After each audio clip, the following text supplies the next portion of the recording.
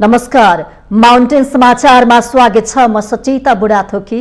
म रसिला कार्की। सुरुमा अहिलेसम्मका मुख्य समाचार।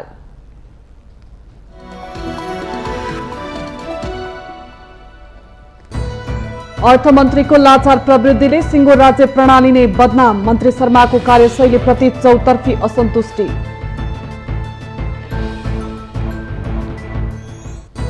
गठबन्धनको सरकारमा कुर्सीको समस्या सामान्य हुने प्रधानमन्त्री एवं नेपाली कांग्रेसका सभापति देउवाको तर्क। गठबन्धन टुटे देश दुर्घटनातर्फ जाने उपसभापति गुरुङको दावी। मतदान नगर्ने शर्तमा पदाधिकारी टुङ्ग्याउने माओवादी केन्द्रका अध्यक्ष पुष्पकमल दाहालको प्रस्ताव। पदाधिकारी चयनको प्रस्ताव तयार गर्ने जिम्मा अध्यक्ष दाहाललाई। मंगलबार स्थगित माओवादी केन्द्रको केन्द्रीय समिति बैठक आज बस्दै। अध्यक्ष दाहालले राजनीतिक प्रतिवेदनमाथि केन्द्रीय सदस्यहरूले उठाएको प्रश्नको जवाब दिने। सत्ता गठबन्धनभित्रै दरारको संकेत देखिँदा आगामी निर्वाचनलाई लक्षित गरी पुनः वाम एकताको बहस। माओवादी केन्द्र र नेकपा एकीकृत समाजवादी बीच पार्टी एकताको चर्चा। अस्ट्रेलियामा हिन्दू र मुस्लिम धर्मावलम्बीहरूको संख्यामा तीव्र वृद्धि हुँदै नेपाल र भारतबाट अध्ययन तथा रोजगारीको सिलसिलामा बसोबास गर्नेहरू प्रमुख कारण भएको विश्लेषण। र नेपाल र घरेलु टोली क्यानाडा बीचको पहिलो एकदिवसीय खेल वर्षाका कारण रद्द। दोस्रो एकदिवसीय खेल आज खेल्ने।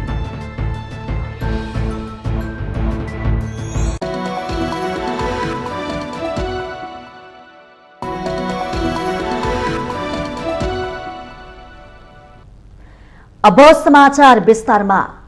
संघीय सरकारको अर्थ मन्त्रालयको बाघो सम्हालेर बसेका जनार्दन शर्मा चौतर्फी रूपमा आलोचित भइरहेका छन्। संसद र सार्वजनिक मञ्चहरूमा आफ्नो कार्यशैलीको प्रशंसा गरेर नथाक्ने मन्त्री शर्माले जनताले माग गरेको सीसीटीभी फुटेज समेत देखाउन सकेनन्।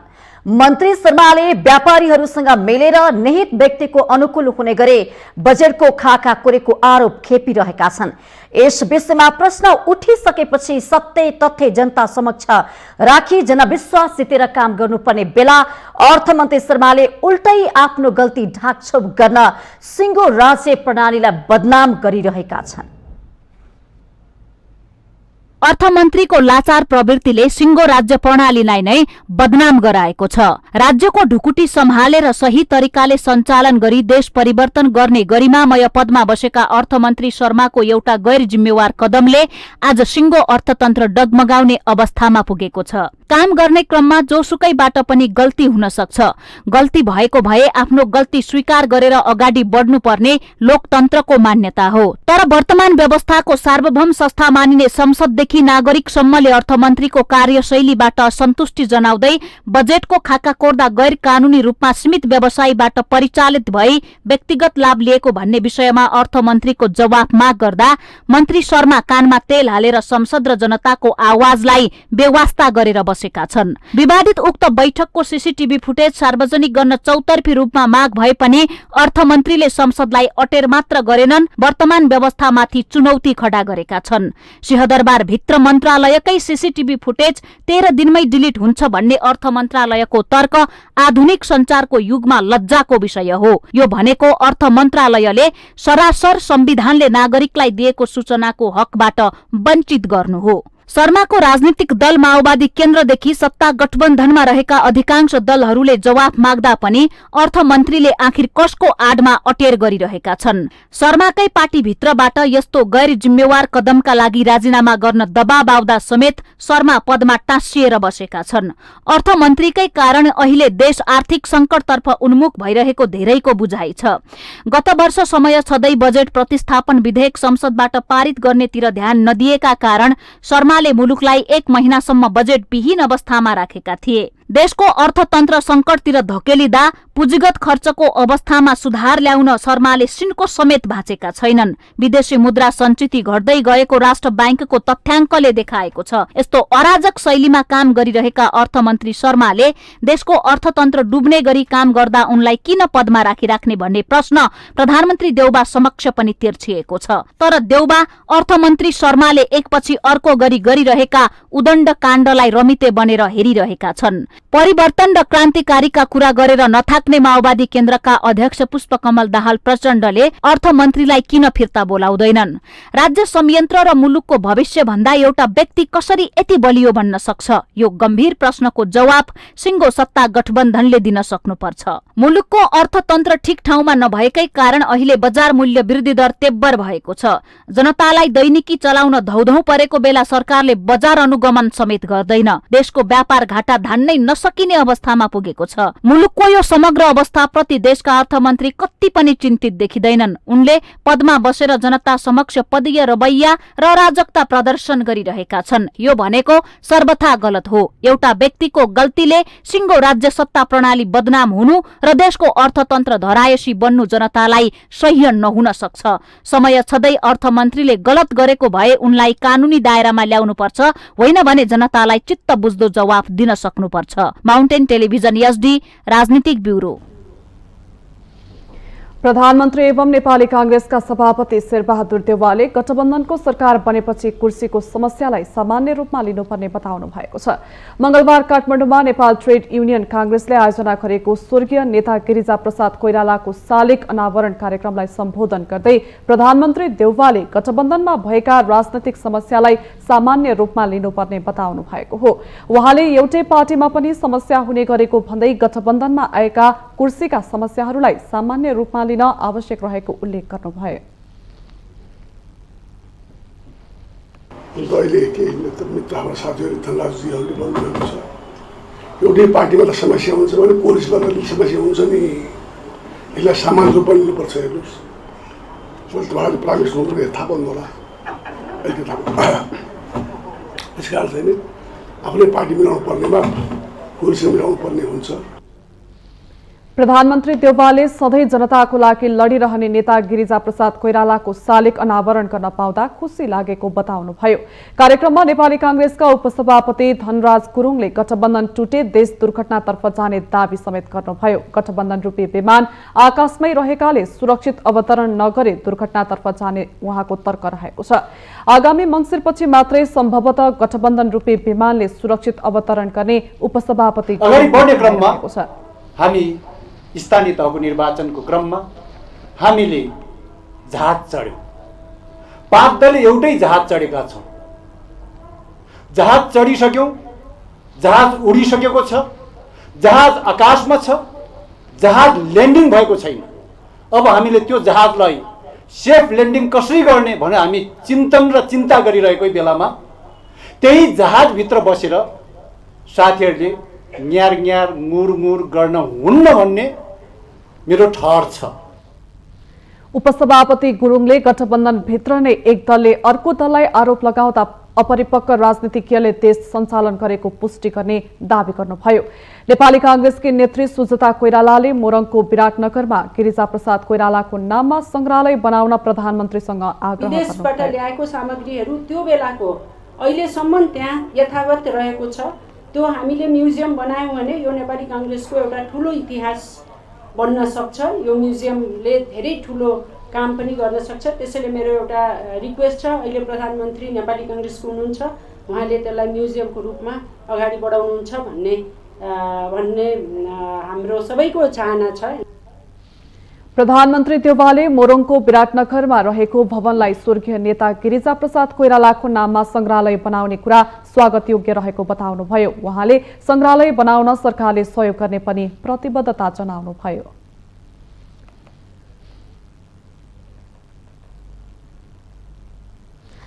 आठौं महाधिवेशन सकिएको करिब 6 महिना भइसक्दा बल्ल आएर नेकपा माओवादी केन्द्रको केन्द्रीय कार्यालयको विस्तारित बैठकले पदाधिकारी चयन बारे ठोस प्रस्ताव तयार गर्ने जिम्मा अध्यक्ष पुष्पकमल दाहाललाई दिएको छ। 6 महिनासम्म अध्यक्ष बाहेक अन्य कुनै पदाधिकारी चयन गर्न नसकेको माओवादीले अध्यक्ष दाहालकै खल्तीबाटै पदाधिकारी चयन गर्ने निश्चित प्राय भएको छ। विभिन्न बहाना बनाएर पदाधिकारी चयनको विषयलाई धकेल्दै आइरहेको माओवादीले अब भने संगठनलाई पूर्णता दिने संकेत देखिएको छ। 6 महिनासम्म अध्यक्ष बाहेकका अन्य कुनै पदाधिकारी चयन गर्न नसकेको माओवादीले अध्यक्ष पुष्पकमल दाहालको खल्तीबाटै पदाधिकारी चयन गर्ने निश्चित प्राय भएको छ। माओवादीको विधानमा 1 अध्यक्ष, 1 वरिष्ठ उपाध्यक्ष, 6 उपाध्यक्ष, 1 महासचिव, 2 उपमहासचिव, 3 सचिव र 1 कोषाध्यक्ष सहित 279 सदस्यीय केन्द्रीय समिति रहने उल्लेख छ। कहिले महासचिवका आकांक्षी वर्षमान पुनको अस्वस्थताका कारण त कहिले स्थानीय तह निर्वाचनको तयारी गर्ने भन्दै माओवादीले पदाधिकारी चयन स्थगन गरेको हो। मतदान नगर्ने शर्तमा पदाधिकारी टुंग्याउने जिम्मा पाएपछि अध्यक्ष दाहाल गृह कार्यमा लाग्नु भएको छ। माओवादी केन्द्रको मुख्य ध्यान संघ र प्रदेशको संसदीय चुनावसम्म 5 दलीय सत्ता गठबन्धनलाई टिकाइ राख्नेमा मात्र केन्द्रित रहेको देखिन्छ। यद्यपि पार्टीका प्रमुख सचेतक देव गुरुङ अब बस्ने बैठकबाट पदाधिकारी टुङ्गो लाग्नेमा विश्वस्त हुनुहुन्छ। अध्यक्षले प्रस्ताव राखेको कुरामा कसैको विमति नरहने कुरामा चाहिँ त कुनै विवादको विषय नै होइन चाहिँ। त्यसो भएको हुनाले यसमा बाहिर जसरी प्रचारबाजी भएको छ त्यो यथार्थ सम्मत विषय होइन। सबैको सल्लाह दिन्छ, सुझाव दिन्छ। अध्यक्षलाई सल्लाह दिँदाखेरि सुझाव त सबैले दिन्छ। त्यही सल्लाह सुझावको आधारमा अध्यक्षले प्रस्ताव तयार गर्नुहुन्छ हैन। त्यही रूपले अगाडि बढ्ने कुरा हो। टिम बनाउने कुराको बारेमा अध्यक्षले बनाएर प्रस्ताव गर्नु। अधिवेशनपछि गत फागुन 23 बसेको पहिलो केन्द्रीय समिति बैठकले पदाधिकारी चयन गर्न नसकेपछि जेठ 20 गतेसम्म स्थगन गरिएको थियो। पदाधिकारी चयनकै लागि भनेर अर्को बैठक असार 15 गतेका लागि बोलाइयो, तर सो बैठकमा पनि केही परिणाम आउन सकेन र हालसम्म पनि माओवादी केन्द्र पदाधिकारी विहीन नै छ। दाहालले पदाधिकारी टुंग्याउने जिम्मेवारी पाए पनि यो त्यतिको सहज छैन। महासचिवका प्रत्याशी वर्षमान पुन र जनार्दन शर्माको व्यवस्थापन दाहालका लागि चुनौती छ। होइन, पदाधिकारी चाहिँ बनाऊ भनेर त्यहाँको सहजता भनौँ न, त्यो संरचनाभित्र जुन प्रचण्डको असहजता हो त्यसलाई सहजतामा बदल्ने तहसम्म चाहिँ उहाँले तयारी गर्नुभएको भए त अहिले होला। नत्र प्रचण्डको चाहिँ अभिलाषा के देखिन्छ भन्दाखेरि यो अब आउने चाहिँ निर्वाचनसम्म यसलाई यसरी नै थाती राखेर जाने। प्रचण्डलाई जहिले चाहिँ सुविधा हुन्छ त्यही सुविधाको दिन उहाँले खल्तीबाट फलानु चाहिँ महासचिव भयो, फलानु उपाध्यक्ष भयो, फलानु चाहिँ सचिव भयो भनिदिनु। लामो संघर्षको इतिहास बोकेको माओवादी केन्द्रमा अध्यक्षको खल्तीबाट मनोनयन हुने संकेतले पार्टीको अस्तित्वमाथि प्रश्न नउठ्ला भन्न सकिँदैन। पार्टीलाई बलियो बनाउने भन्दा पनि गठबन्धनको बलमा टिक्न खोजेको आरोप खेपिरहेको माओवादी कसरी अगाडि बढ्ला आम चासो भएको छ। माउन्टेन टेलिभिजन एचडीका लागि क्यामेरामा अमर रावतका साथमा बिन्दु अधिकारीको रिपोर्ट। नेपाली कांग्रेसले आगामी संघ र प्रदेशको चुनावी रणनीति र भातृ तथा शुभेच्छुक संस्थाका सम्बन्धमा छलफल गरेको छ। मंगलबार पार्टी केन्द्रीय कार्यालय सानेपामा बसेको पार्टी पदाधिकारी बैठकमा आगामी संघ र प्रदेशको निर्वाचन भातृ तथा शुभेच्छुक संस्थाका लागि परेको निवेदन लगायतका विषयमा छलफल भएको हो।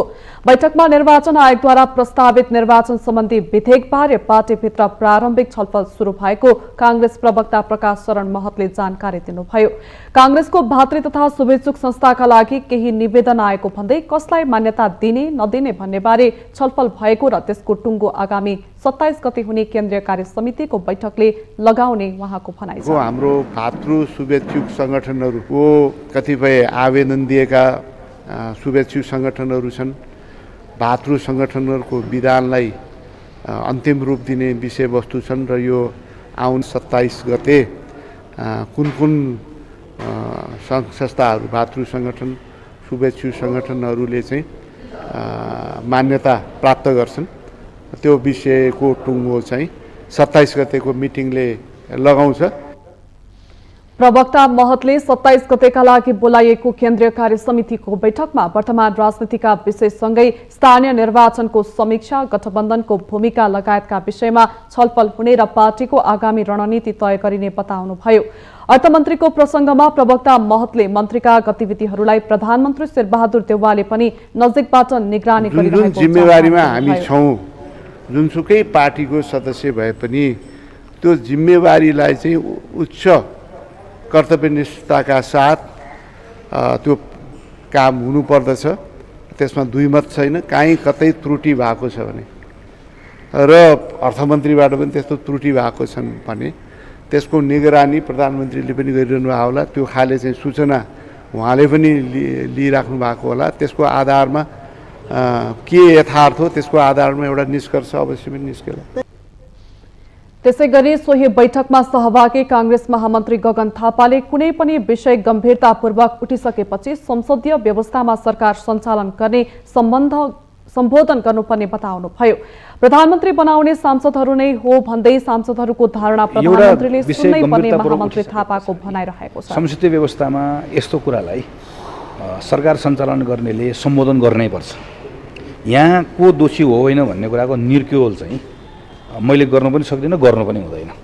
तर यतिको विषय उठाइसके पछाडि हाम्रो यो राजनीतिक जवाफदेहिताको सामान्य सूत्रले पनि के भन्छ भने यो बेलामा उहाँलाई अहिले कम्तीमा जिम्मेवारीहरू अलग गर्ने, छानबिन गर्ने हैन। छानबिन गर्दै गर्दाखेरि अहिले भनिएको जस्तो, आरोप लगाइएको जस्तो वा प्रश्न उठेको जस्तो होइन रहेछ भने त यो भारबाट त हामी पनि मुक्त भयौँ, यो भारबाट स्वयं अर्थमन्त्री पनि मुक्त हुनुभयो। पदाधिकारी बैठक भनिए पनि कार्यव्यस्तताको कारण देखाएर प्रधानमन्त्री तथा पार्टी सभापति देउवा भने बैठक उपस्थित हुनु भएन।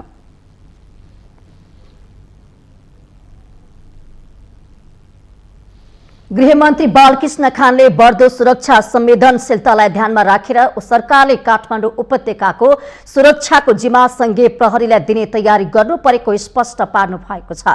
मंगलबार प्रतिनिधि सभा अन्तर्गतको राज्य व्यवस्था तथा सुशासन समितिको बैठकमा नेपाल प्रहरी र प्रदेश प्रहरी ऐन 2076 लाई संशोधन गर्न बनेको विधेयकमाथि सांसदहरूले उठाएको जिज्ञासाको जवाफ दिने क्रममा गृहमन्त्री खानले यस्तो स्पष्टीकरण दिनु भएको हो। उहाँले सो विधेयकमा सरकारले प्रदेश प्रहरीको अधिकार कटौती गरेर संघीय प्रहरीलाई दिने कुनै मनसुवा नराखेको पनि पटक पटक दोहोर्याउनु भएको छ। सरकारले जुन यो विधेयक ल्याएको छ यो राजधानीको सुरक्षा संवेदनशीलतालाई ध्यानमा राखेर ल्याएको हो र यसमा चाहिँ नि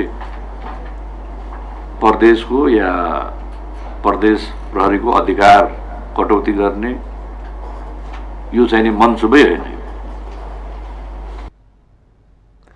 बैठकमा बोल्दै सत्तारूढ माओवादी केन्द्रकी सांसद यशोदा गुरुङ सुवेदीले भने सरकारले संहिताको मर्म विपरीत प्रदेश प्रहरीको अधिकार कटौती हुने गरी सो विधेयक ल्याएको भन्दै असन्तुष्टि व्यक्त गर्नु भएको छ।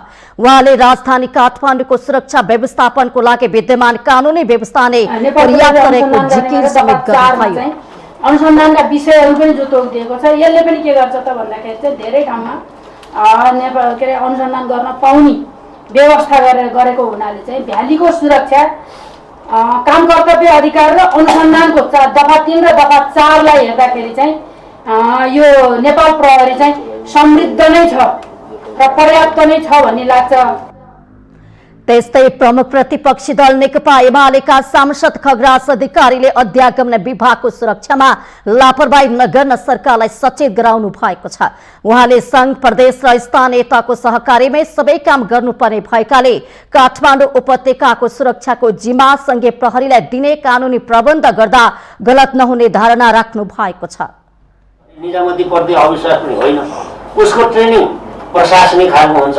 इन्भेस्टिगेटिभ चाहिँ आइडियाजहरू हामीले चाहिँ नि प्रहरीमै राखेका हुन्छौँ र प्रहरीलाई ओलीकृत गर्न थिलो थिलो पारिन्छ। हिजो अब चाहिँ नि द्वन्द्वकालमा हामी सबैले चाहिँ प्रहरीमा हानिन्जेलसम्म ठिकै छ भन्यो, सेनाले पात्रो हेरेर बस्यो, सेनामा हानिसके त्यसपछि भन्यो हुँदाहुँदै चाहिँ हामी आपसमा चाहिँ नि यो द्वन्द्व गर्न नपर्ने मिलेर जान सकिने ठाउँमा रहेछौँ। यत्रो समय लाग्यो होइन, त्यो त छँदैछ नि त। सांसद अधिकारीले बदलिँदो अन्तर्राष्ट्रिय परिवेशसँगै राजधानी काठमाडौँको सुरक्षा संवेदनशीलता बढ्दै गएको पनि उल्लेख गर्नु भएको छ।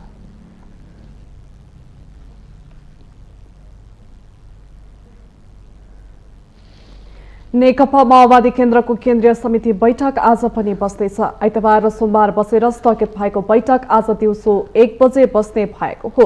पदाधिकारी चयन पेचिलो बन्दै जाँदा मंगलबारको बैठक प्रभावित बनेको थियो। माओवादीमा खास गरी महासचिव को बन्ने भन्ने विवाद रहेको छ।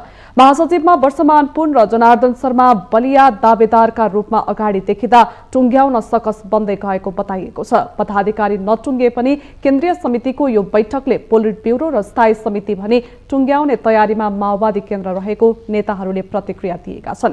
आजको बैठकमा अध्यक्ष पुष्पकमल दाहालले राजनीतिक प्रतिवेदनमाथि केन्द्रीय सदस्यहरूले उठाएका प्रश्नको जवाब दिने कार्यसूची रहेको छ।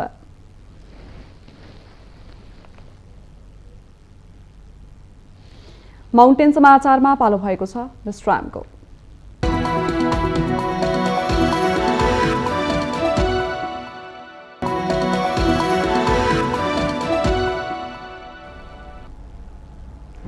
विश्रामपछि स्वागत छ। अब बाँकी समाचार।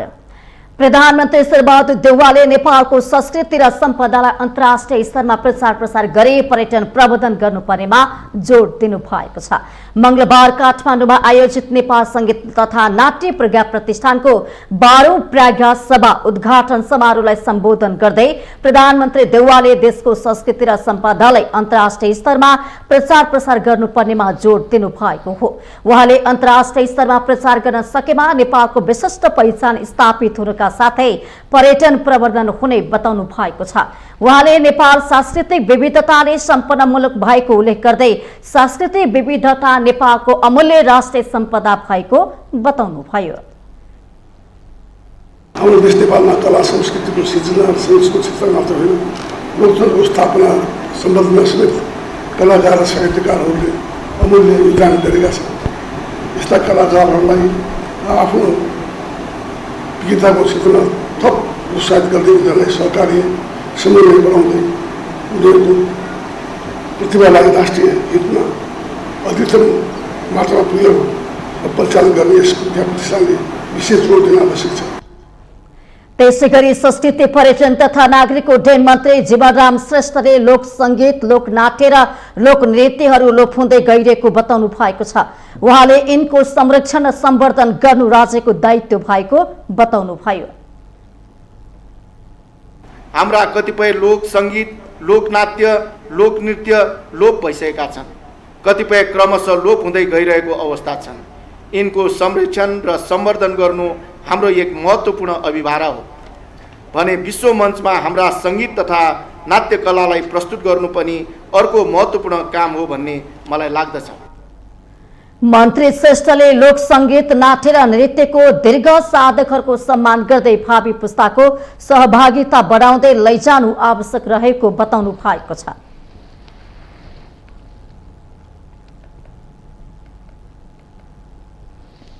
सत्ता गठबन्धन भित्रै दरारको संकेत देखिँदा आगामी निर्वाचनलाई लक्षित गरी पूर्ण वाम एकताको बहसले नेपाली राजनीति तताउन थालेको छ। खास गरी माओवादी केन्द्र र एकीकृत समाजवादी बीच आगामी चुनावमा पार्टी एकता नै गरेर जानेसम्मका खबर बाहिरिएका छन्। स्थानीय तहको चुनाव नराम्रो हार बेहोरेको एमाले पनि वर्तमान 5 दलीय गठबन्धनको औचित्य नभएको भन्दै फुटाउने कसरत गरिरहेका बेला फेरि वाम एकताको बहस सतहमा आएको हो। नेकपा टुक्रिएर बनेका एमाले, माओवादी केन्द्र र एकीकृत समाजवादी पार्टीले चुनाव अघि नै एकता गर्ने चर्चा नेपाली राजनीति वृत्तमा सुरु भएको छ। पछिल्लो समय माओवादी केन्द्र र एकीकृत समाजवादीका नेताहरूले चुनाव अघि नै पार्टी एकता गर्ने विषयमा छलफल अगाडि बढाउँदा यसले थप मलजल पाएको छ। खास गरी सत्ता गठबन्धनमा रहेका माओवादी केन्द्र र एकीकृत समाजवादी पार्टीले स्थानीय तहको चुनावमा कांग्रेससँगको गठबन्धन फलदायी नबनेको भन्दै पुनः वाम एकताको कसरतमा लागेका छन्। केही दिन अघि तत्कालीन नेकपाका 5 जना सचिवालय सदस्यहरूसँग माओवादी केन्द्रका अध्यक्ष पुष्पकमल दाहाल र नारायण काजी श्रेष्ठ, एकीकृत समाजवादीका अध्यक्ष माधव कुमार नेपाल र सम्मानित झलनाथ खनाल र भर्खरै नेकपा एकता राष्ट्रिय अभियान खोलेर त्यसको संयोजक बनेका वामदेव गौतमसँग भएको भेटलाई वाम एकताको सूत्रधारको रूपमा हेरिएको छ। तर प्रमुख प्रतिपक्ष दल नेकपा एमाले भने यो कसरत एकताको पाइलो नभएको बताउँछ। यस्ता कुराहरूसँग हाम्रो कुनै रुचि पनि छैन। कसैलाई चिया खान मन लाग्यो होला, कसैलाई अब त्योभन्दा बढ्ता केही खान मन लाग्यो, खान लाग्नुभयो होला। कसैको घरमा, कसैको कोठामा, बन्द कोठामा भएका जमघटबारे यति ठुलो चासो राख्नुपर्ने हामी आफ्नो त्यस्तो आवश्यक पनि ठान्दैनौँ। हाम्रो आफ्नो यात्रा छ, हाम्रो आफ्नो गन्तव्य छ, हाम्रो आफ्ना त्यो गन्तव्यमा हिँड्ने आफ्ना गतिहरू छन्। हामी त्यससँग कुनै रुचि पनि राख्दैनौँ। त्यस सम्बन्धी हामीलाई सरोकार पनि भएन। स्थानीय तहको चुनावमा नराम्रो हार बेहोरेको एमाले सकेसम्म अहिलेको गठबन्धन भत्काउन भए पनि वाम एकताको प्रयासमा जोडिन सकारात्मक बन्न थालेको छ। विगतमा पार्टी एकता नै गरेर अघि बढेका एमाले र माओवादी केन्द्र आफ्नै कारणले विभाजित भए। तर स्थानीय तह निर्वाचन परिणामपछि आफ्ना कमजोरी औँल्याउँदै वाम गठबन्धन हुनुपर्ने आवश्यकता बोध गरेर पनि 3 दलबीच विश्वासको वातावरण चाहिँ बनिसकेको छैन। वामपन्थीहरू कहीँ न कहीँ एक ठाउँमा हुने मिल्ने कुरा आफैमा नराम्रो कुरा होइन। जनताको पनि चाहना भएको हुँदाखेरि त्यो सिराबाट पनि हाम्रो छलफल चलिरहेको छ। प्रसङ्ग चलेको छ। अब वामपन्थी भन्दा बित्तिकै मोटामोटी उद्देश्य र लक्ष्य मिल्नेहरूको बिचमा गठबन्धन हुन्छ। फेरि पनि हामी अहिले कङ्ग्रेससँगै हामी भएको हुँदाखेरि गठबन्धनको रूपमा हामी सँगै छौँ। कङ्ग्रेसभित्र भएका विभिन्न पक्षहरूले विभिन्न पक्षहरूसँग छलफल चलाएका छन्। यसलाई त्यही विभिन्न पक्षले विभिन्न पक्षसँग चलाएको छलफलको श्रृङ्खलाको रूपमा बुझ्नुपर्छ। गत सङ्घ र प्रदेश सभा निर्वाचनमा वाम गठबन्धन हुँदा संसदमा प्राप्त भएको 2/3 नजिकको बहुमतको घमण्ड तत्कालीन नेकपाले अझै भुल्न सकेको छैन। त्यसैले पनि उनीहरूले फेरि वाम एकतामा जोड दिएको बुझ्न गाह्रो छैन। तर स्वार्थ मिल्दा जुट्नु र ससाना स्वार्थ र तुसलाई साँचेर फुट्नु नेपालका कम्युनिस्टहरूको विकृति चरित्र नै बन्न पुगेको छ। त्यसैले आम नागरिकहरूले कम्युनिस्टहरू एकजुट भएर फेरि पनि रूपान्तरणकारी राजनीतिक शक्ति बन्ने गरी अघि बढ्छन् भनेर पत्याइहाल्न भने मुस्किल छ। माउन्टेन टेलिभिजन एचडीका लागि क्यामेरामा केशव श्रेष्ठका साथमा बटुक राजगिरीको रिपोर्ट। मनोचिकित्सक करुणा कुँवरले सबै बलात्कार पीडितहरूको मनोविज्ञान एकै किसिमको नहुने भन्दै उनीहरूको पीडालाई सोही अनुसार बुझ्नुपर्ने धारणा राख्नु भएको छ। मंगलबार प्रतिनिधि सभा अन्तर्गत तहको कानून न्याय तथा मानव अधिकार समितिको बैठकमा मनोचिकित्सक कुँवरले बलात्कार पीडितहरूको मनोविज्ञान फरक फरक खालको हुने भएकाले पीडितहरूको उनीहरूको पीडालाई बुझ्नुपर्ने बताउनु भएको छ। उहाँले घटना भएको समयमा जस्तो लक्षणहरू देखा पर्छ 20औं वर्षपछि पनि त्यस्तै खालको लक्षणहरू देखा परिरहने सम्भावना रहेको बताउनु भयो। जुन बेला घटना घट्यो त्यो बेलामा जस्तो खालको उसको सिम्पटम्सहरू भएको हुन्छ त्यो चाहिँ समय बित्दै जाँदाखेरि पनि त्यो घटनाले ल्याएको सिम्पटम्स चाहिँ कम हुँदैन हैन। त्यो चाहिँ 6 महिना पछाडि, वर्ष दिन पछाडि, 20औं वर्ष पछाडि पनि उस्ताको उस्तै रहने चाहिँ चान्सेस हुन्छ। बैठकमा बोल्दै डाक्टर सरोज ओझाले विद्यालय देखिने बलात्कारको सम्बन्धमा शिक्षा दिनुपर्ने बताउनु भएको छ। उहाँले 18 वर्षभन्दा मुनिकालाई बलात्कार तथा सम्बन्धी शिक्षा दिएमा यस्तो घटनाहरूको न्यूनीकरण हुने बताउनु भएको छ। 18 वर्षमा हुने हो नि। 18 वर्षपछि उहाँले भने जस्तो मान्छेको पर्सनालिटी हुन्छ, त्यो पर्सनालिटी चेन्ज हुनु धेरै गाह्रो हुन्छ। एकपल्ट रेप गर्ने मान्छेले 10 चोटिमा रेप गर्न सक्छ, त्यो किसिमको रोग पनि हुनसक्छ। भने त्यो 18 वर्षसम्मको डेभलपमेन्ट, माइन्डको डेभलपमेन्टको टाइममा हामीले एजुकेसनमा यो बारेमा किन हामीले त्यो नगर्ने, मलाई त्यो एउटा चाहिँ हजुरहरूसँग चाहिँ हजुरहरूको तर्फबाट यो कुरा जानुपर्छ जस्तो लाग्छ। अर्को मनोचिकित्सक सृजना कुँवरले यौन हिंसाको घटना परिवार तथा आफन्तहरू भित्रैबाट बढी हुने गरेको भन्दै आफूले हेरेका केसहरू मध्ये 1% घटना मात्र अपरिचित मान्छेले गरेको पाइएको बताउनु भएको छ। उहाँले बलात्कारको घटनामा हदम्याद राख्नु नहुने धारणा राख्नु भयो। रिपोर्टिङ छ, हामीले हदम्याद राख्यो भने चाहिँ अझै पनि यसलाई हामीलाई कन्स्ट्रिक्ट गरेको छ जस्तो मलाई लाग्छ। मनोचिकित्सक विपिन थापाले कुनै पनि शिक्षाले बलात्कारको विषयमा नबुझाएको दावी गर्दै बलात्कार तथा यौनजन्य घटनाहरूमा महिलाहरूलाई नै दोषी देखाइने गरेकोले मानिसहरूको दृष्टिकोणमा परिवर्तन आउनुपर्ने धारणा राख्नु भएको छ। रिपोर्ट गर्यो भने, कसैले सेयर गर्यो भने यसको चरित्र खत्तम होला, यतिकै त कसैले पनि गर्दैन नि त हैन। सुरुमै हाम्रो त्यो जजमेन्टल एटिट्युड अगाडि नै आइसक्छ के, र हामी कुन मानसिकताबाट अहिले ग्रसित छौँ भन्ने कुरा हामीले नै बुझ्नुपर्छ। जो समितिले यौन हिंसा विरुद्धका केही ऐनलाई संशोधन गर्ने विधेयक 2079 माथि छलफल गरिरहेको छ। सो यस सम्बन्धमा मंगलबारको बैठकमा मनोसामाजिक विज्ञ तथा चिकित्सकहरूसँग छलफल गरिएको थियो।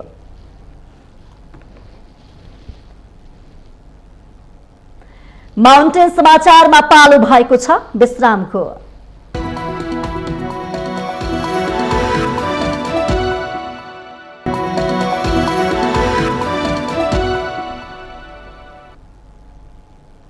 विश्रामपछि स्वागत छ। अब बाँकी समाचार। संघीय मामिला तथा सामान्य प्रशासन मन्त्री राजेन्द्र प्रसाद श्रेष्ठले निजामती कर्मचारीहरूलाई नयाँ वातावरण दिने काम भइरहेको बताउनु भएको छ।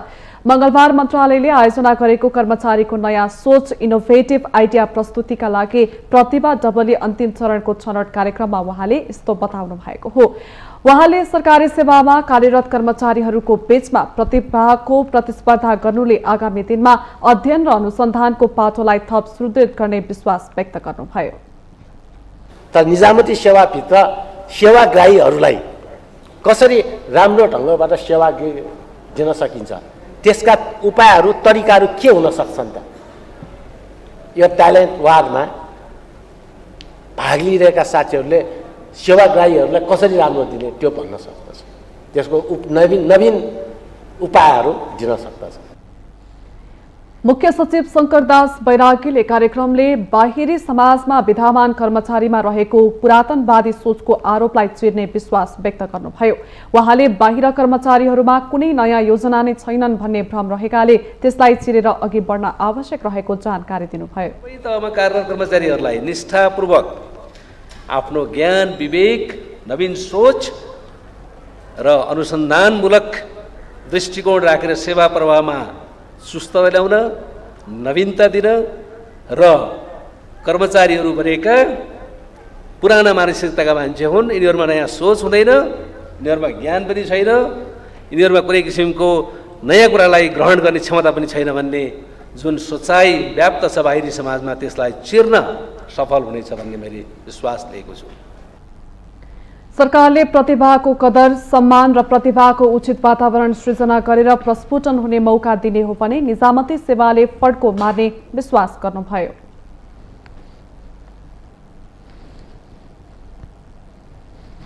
स्वास्थ्य तथा जनसंख्या मन्त्री भवानी प्रसाद खापुङले सरकारको योजना अन्तर्गत हरेक पालिकामा बन्ने पालिका अस्पतालमा आँखा र दाँतको उपचार हुने व्यवस्था गरिनुपर्ने बताउनु भएको छ। सोमबार नेपाल चिकित्सक आयुर्वेद संघको 25औं स्थापना दिवसलाई सम्बोधन गर्दै मन्त्री खापुङले यस्तो बताउनु भएको हो। उहाँले सरकारको योजनामा प्रत्येक ओडामा कम्तीमा पनि एउटा स्वास्थ्य चौकी हुनुपर्ने प्रावधान रहेकोले योजना अनुसार नै सरकार अघि बढिरहेको बताउनु भएको छ। उहाँले प्रत्येक ओडामा नसके पनि एउटा पालिकामा कम्तीमा 15 बेड क्षमताको अस्पताल निर्माण गर्ने लक्ष्य सरकारको रहेको बताउनु भएको छ। मन्त्री खापुङले वृद्ध वृद्धाहरूको माग, आँखा र दाँतको उपचारको लागि धेरै हुने गरेको भन्दै त्यसलाई मध्यनजर गरेर सरकार अघि बढेको बताउनु भएको छ। उहाँले सरकारले निर्माण गर्ने पालिकाका अस्पतालहरूमा आयुर्वेदिक चिकित्साको पनि छुट्टै सेवा हुन आवश्यक रहेको बताउनु भयो।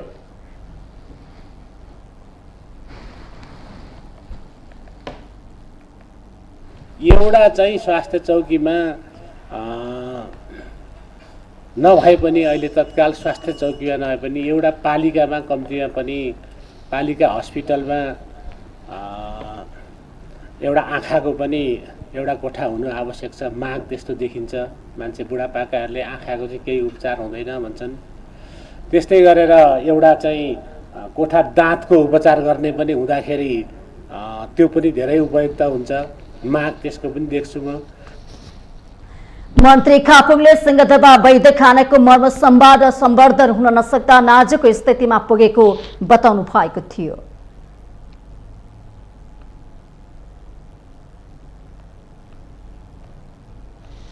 कोसीटापु वन्यजन्तु आरक्षणमा रहेका 2वटा हात्ती गर्भिणी भएका छन्। वन्यजन्तु आरक्षणमा रहेका 8वटा हात्ती मध्ये 2वटा गर्भिणी भएका हुन्। वन्यजन्तु आरक्षणमा 8 मध्ये 7वटा पोथी र एउटा भाले हात्ती रहेका छन्। आरक्षणमा रहेका सरस्वती कली र लक्ष्मी कली हात्ती गर्भिणी भएका हुन्। निकुञ्जको जंगलमा रहेको पुरानो जंगली मकुनाको सन्तान ब्रिडिङ गर्न लागेको आरक्षणका माहुते लालकुमार चौधरीले जानकारी दिनुभयो। यहाँ हाम्रो चाहिँ जम्मा 8वटा हात्ती हो। 8वटा हात्तीमा 3टा बच्चा छ। बच्चामा त्यही पनि एउटा भाले छ 2.5 वर्षको। अब एउटा लक्ष्मी कली पनि पाउने तत्कालै नै छ। अर्को सरस्वती कली पाउने छ। तत्कालै पाउने छ। त्यति हाम्रो चाहिँ अब यो जस्तो पहिले मकुना हाम्रो जङ्गलबाट आइराख्ने त्यसैको त्यो गर्व भएर अहिले चाहिँ त्यो हात्तीको चाहिँ लगभग 1 साल भयो उसको मृत्यु भयो। केही महिना अघि कोसीटापु वन्यजन्तु आरक्षणमा भएको भाले हात्ती माकुनाको करेन्ट लागेर मृत्यु भएका कारण आरक्षणले हात्तीको सन्तान वृद्धिका लागि चितवन राष्ट्रिय निकुञ्ज वा जंगली हात्तीको भर गर्नुपर्ने अवस्था रहेको वन्यजन्तु आरक्षण प्रमुख रामचन्द्र खतिवड़ाले जानकारी दिनुभयो। 64 सालपछि यहाँ जंगली हात्ती आउन थालेपछि यो एक हिसाबले कोसीटापु वन्यजन्तु आरक्षण हाम्रो घरपालुवा हात्तीको लागि ब्रिडिङ सेन्टरको रूपमा चाहिँ विकास भइरहेको छ र यहाँ भएका चाहिँ अब अहिले 2टा हात्ती चाहिँ गर्भिणी हुने अवस्थामा थियो र यसमा यो जङ्गली हात्ती मकुनाबाट पनि ब्रिड भएर जन्मेका हात्तीहरू पनि यहाँ छन् र अब चाहिँ चितवन होइन कि अब कोसीटापुलाई इलेफेन्ट ब्रिडिङ सेन्टरको रूपमा राज्यले चाहिँ विकास त्यो हिसाबले व्यवस्थापन गर्न सक्यो भने एकदम राम्रो चाहिँ अवसरको रूपमा हामीले लिएका छौँ। आरक्षणमा 8वटा हात्तीको रेखदेख गर्न 24 जना माहुते छन्। हात्तीले 24 महिनामा बच्चा ब्रिडिङ गर्ने गर्दछ।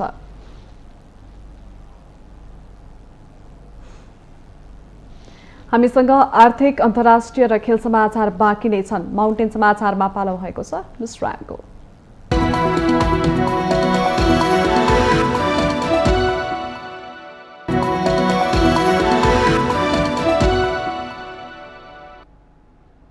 विश्रामपछि स्वागत छ। अब पालो आर्थिक समाचारको।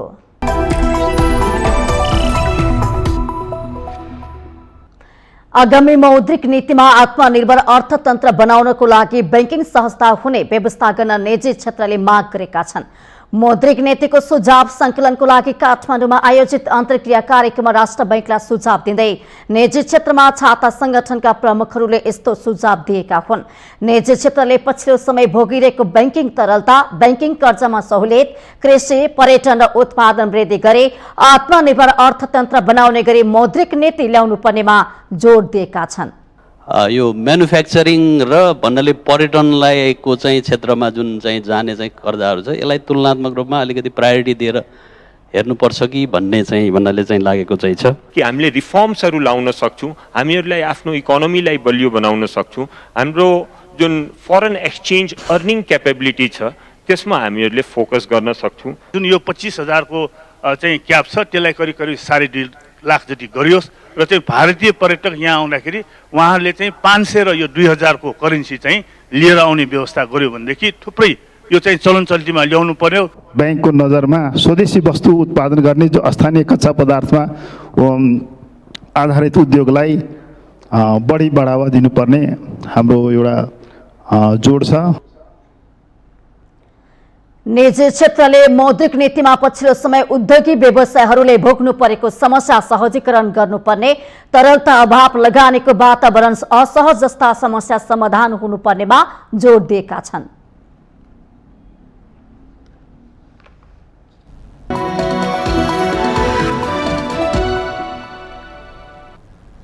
विश्रामपछि स्वागत छ। यो सँगै हामी माउन्टेन समाचारको अन्त्यमा आइपुगेका छौं। जाँदा जाँदै मुख्य समाचार पुनः एकपटक।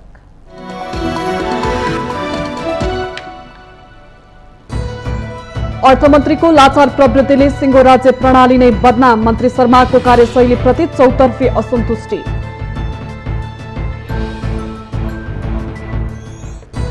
गठबन्धनको सरकारमा कुर्सीको समस्या सामान्य हुने प्रधानमन्त्री एवं नेपाली कांग्रेसका सभापति देउवाको तर्क। गठबन्धन टुटे देश दुर्घटनातर्फ जाने उपसभापति गुरुङको दावी। मतदान नगर्ने शर्तमा पदाधिकारी टुङ्ग्याउने माओवादी केन्द्रका अध्यक्ष पुष्पकमल दाहालको प्रस्ताव। पदाधिकारी चयनको प्रस्ताव तयार गर्ने जिम्मा अध्यक्ष दाहाललाई। मंगलबार स्थगित माओवादी केन्द्रको केन्द्रीय समितिको बैठक आज बस्दै अध्यक्ष दाहालले राजनीतिक प्रतिवेदनमाथि केन्द्रीय सदस्यहरूले उठाएको प्रश्नको जवाफ दिने। सत्ता गठबन्धन भित्रै दरारको संकेत देखिँदा आगामी निर्वाचनलाई लक्षित गरी पूर्ण वाम एकताको बहस। माओवादी केन्द्र र नेकपा एकीकृत समाजवादी बीच पार्टी एकताको चर्चा। अस्ट्रेलियामा हिन्दू र मुस्लिम धर्मावलम्बीहरूको संख्यामा तीव्र वृद्धि हुँदै नेपाल र भारतबाट अध्ययन तथा रोजगारीको सिलसिलामा बसोबास गर्नेहरू प्रमुख कारण भएको विश्लेषण। र नेपाल र घरेलु टोली क्यानाडा बीचको पहिलो एकदिवसीय खेल वर्षाका कारण रद्द, दोस्रो एकदिवसीय खेल आज खेल्ने।